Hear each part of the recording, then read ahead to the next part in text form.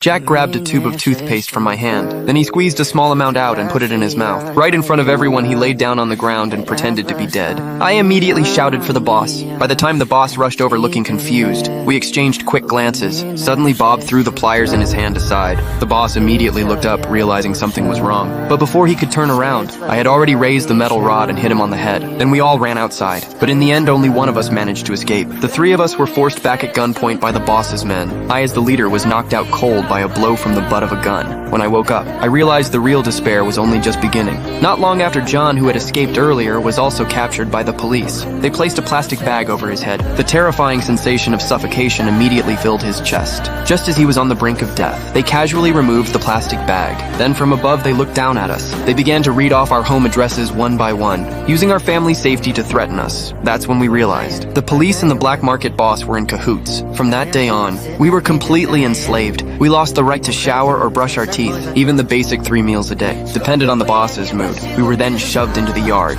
The thugs behind us suddenly shouted for help toward the residential building. Help! Over here! Help! Then he laughed, saying no one would come to save us. After crushing any hope of escape, we were faced with endless physical labor. This inhumane scene was just the tip of the iceberg. In fact, we were all from a small rural village in Brazil because of poverty. I had dropped out of school early and went to work, one day through the introduction of a distant relative. I planned to go 600 kilometers away to Sao Paulo to find a job. After boarding the van to the big city, I silently vowed to save enough to build a new house before coming back. But little did I know that this trip would be the beginning of hell. The van soon pulled into a junkyard. The four of us got off. The boss immediately took us to the dorm. Then for registration, he took our IDs. He also handed us $20 for our meals that night. With high spirits, we walked down the street, dreaming of a future where we'd have a place here. Little did we know, our good days were about to end.